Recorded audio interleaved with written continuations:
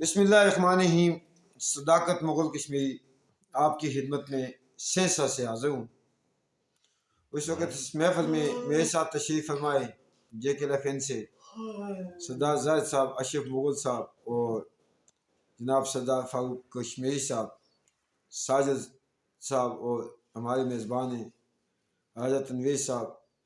سردار شمیم صاحب اور ہمارے مخلص دوست زبیر احمد بھٹی صاحب۔ جیسا کہ آپ دوست جانتے ہیں کہ اس وقت جو سچویشن ہے ریاست جموں و کشمیر کی، ہم اس پہ ماتم کریں،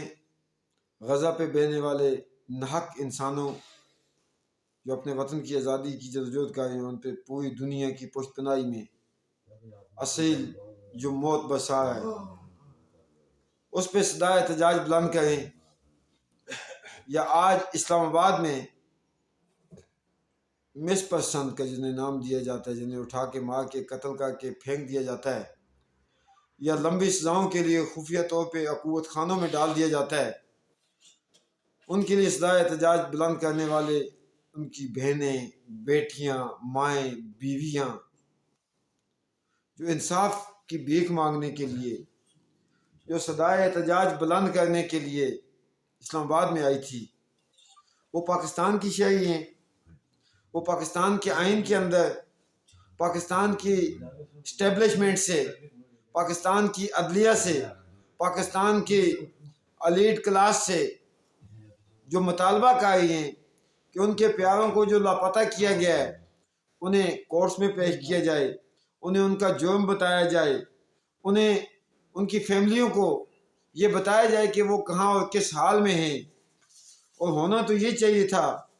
کہ پاکستان اس وقت پرائم منسٹر بلوچستان سے، اس وقت چیف جسٹس بلوچستان سے، اور اس وقت پاکستان جو اپنے سروائیو کر رہا ہے، جو سروائیو کر رہا ہے اس کا غالب جو بجٹ ہے وہ بلوچستان سے، اس کے باوجود بلوچوں کو غائب کرنے کے بعد بلوچستان کی ان بہنوں بیٹیوں کو عزت رسپیکٹ دینے کے بجائے اسلام آباد میں ان کی چادر کو اتارا گیا، ان کی جو تذلیل کی گئی، میں یہ کیسے ایکسیپٹ کر سکتا ہوں؟ ایز اے ریاست جموں و کشمیر کا شہری ہونے کی حیثیت سے یہ سب کچھ ریاست جموں و کشمیر کی بہنوں بیٹیوں کے ساتھ ہو چکا۔ میں دنیا میں بہنے والے ہر قسم کے لہو کی مذمت کرتا ہوں، جو حق کے لیے آواز اٹھے اور اس حق کو دبانے والا، اس آواز اٹھانے والے کے لہو کو بہا دے، ہم اس کی مذمت کے ساتھ ساتھ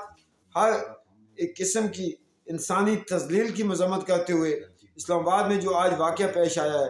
اور میں اس کے ساتھ بلوچستان کے ان لمبی پگڑیوں، بڑی پگڑیوں والے، لمبی سلواروں والے، لمبی مونچھوں والے سرداروں کو یہ بتا دینا چاہتا ہوں کہ تمہیں یقیناً آج چوڑیاں پہن لینی چاہیے، اس لیے کہ جو جنگ تمہیں لڑنی چاہیے تھی اشرفیہ کے خلاف، جو جنگ تمہیں لڑنی چاہیے تھی بالادست قوتوں کے خلاف، اپنے لوگوں کی اصول زندگی کے لیے، اصول آزادی کے لیے، وہ جنگ آج بلوچستان کی اسٹوڈنٹ بیٹیاں،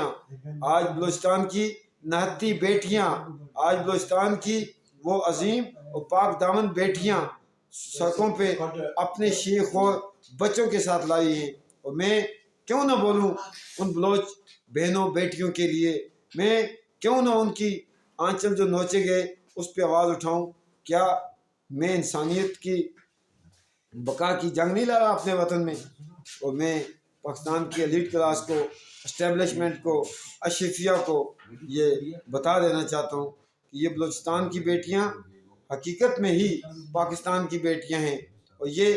اگر آپ میں شعور ہے، اگر آپ میں انسانیت ہے، تو یہ سب آپ کی بھی بیٹیاں ہیں، یہ سب آپ کی بھی بیٹیاں ہیں۔ تو اس لیے آپ کو یہ چاہیے کہ ان کے نہ صرف باعزت انہیں بلوچستان رخصت کیا جائے، بلکہ اس سے قبل ڈی چوک میں انہیں جانے کی اجازت دیتے ہوئے ان کے تمام مطالبات پورے کیے جائیں، اور ان کو عزت ریسپیکٹ کے ساتھ، اور جن بالادست قوتوں کے جن